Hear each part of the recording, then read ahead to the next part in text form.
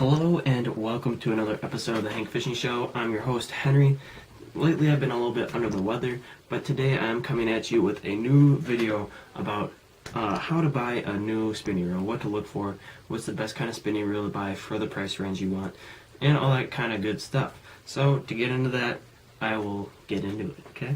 Thanks.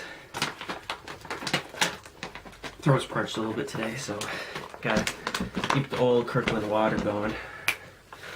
So today, when we're looking at reels, especially spinning reels, this is a spinning reel because it spins, right? It revolves around a spool, it spins. And so this is a spinning reel. And you may be asking, like, what kind of reel do I want to buy? What do I want to do? All that kind of stuff. What should I be looking for? Now, those are some pretty good questions. You know why? Because that's what you're trying to look for when you're buying a reel. You don't want to drop a whole boatload of money for something that you're not even going to be, that's not even going to really help you when you're fishing. What I mean by that is, like, say you are going to fish for a specific type of fish, like a trout, a small brook trout. You're not going to want to buy a big steelhead reel that's going to be like huge, that holds like 200 plus yards of line, when you could be using a lightweight spinning reel for trout. So what I'm saying is, what you're looking for, what type of species you're going to be fishing, is what type of reel you want to buy. Generally, if you buy just a medium-sized reel or a reel for bass, it'll cover you for most types of fishing. Your pike, you know, your walleye, trout work. I mean, there are some nicer things that come to each reel.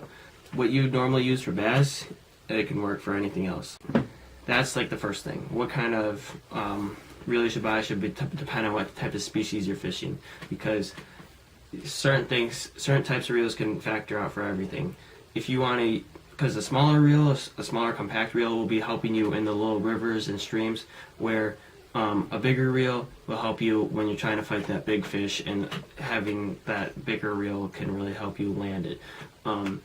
Now to get into like what specifically you want to look for in a reel is a couple things. The first is being the gear ratio. The gear ratio is basically where how much line is being brought in per turn of the reel. So every time I bring this reel, I do one revolution of the reel. This reel specifically, the little spool will go around 5 times. So that's a 5-to-1 gear ratio. So the lower the gear ratio, 4-to-1 is it picks up less line compared to like a 6-to-1. Because that means a 6-to-1 is this reel, the spool, the bail is spinning around 6 times instead of compared to like 4. And so that means you're going to be picking up more line. So it depends on what style of fishing you're doing. If you're doing a more slow type of fishing, maybe a jig type of fishing, you're not going to be wanting maybe, it all depends on preference. So if you're looking to burn baits through grass and stuff like that, or, you know, do whatever you want with a high speed reel, you go for a higher number, so like a 6-to-1. 6-4-to-1 just means 6.4 turns is basically what it is, I'm pretty sure.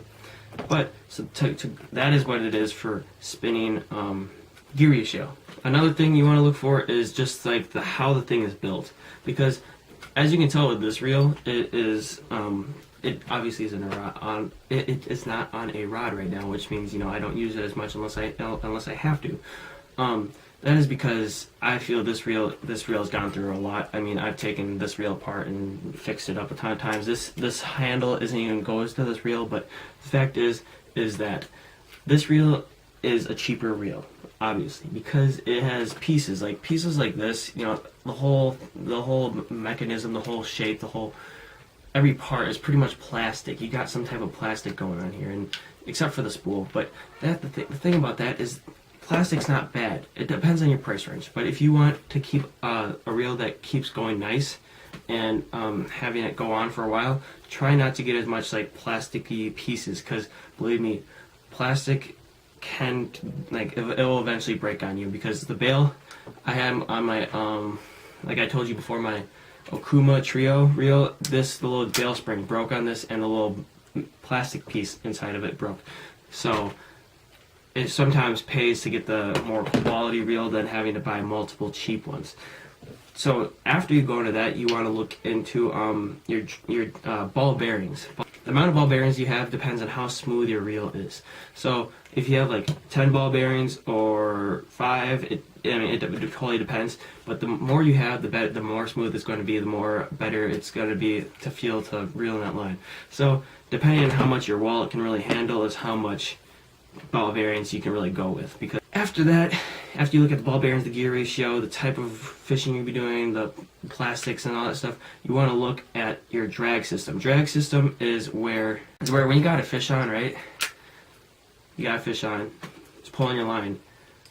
You don't want the fish to just like pull on a super tight line, super like it can't move, because then it's gonna break the line, right? So you gotta let the fish have some give, and you gotta let the fish take some line sometimes. So what you do is you set your drag to a specific tightness, and the spool will just start spooling.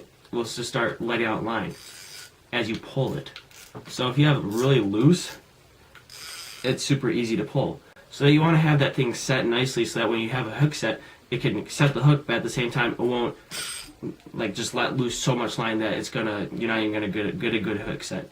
The drag is a big part of a fishing reel, and so that is something big that I want to just focus on is the drag system. So things to do to help you buy your reel: go online, go to different websites, look at different prices of each of that type of reel on each website, and then look at the customer reviews. Some customer reviews are complete like off because they just got a bad defective brand, which can happen to every type of reel. But if it has generally good reviews, then go with that. Also look at the description, how many ball bearings, all that good stuff, and you can also go to the store and talk to the person about that for what type of fishing you're doing. If yeah, so I think that's pretty much it. All I have to say to you today. That's all that's going on. Just get a nice reel that has all of the qualities of what can fit into your budget, and yeah, that's all I got. Thanks again for watching, guys. Thanks. Keep watching, and what else do I got? I'm a little hyper today. I don't know why. I feel jittery, like I need some food or something. I don't know what's going on. But thanks again, guys, for watching. Have a good one. More videos should be up, except I'm working like the next 4 days, and I don't know if I'll be able to get a video up. I might have to do a couple today. You might not see me for a little while, okay? So thanks again for watching, guys. Keep on doing your thing. You know, fishing is a little tough right now, but just keep on doing it. And yeah, thank you again for watching. Yeah.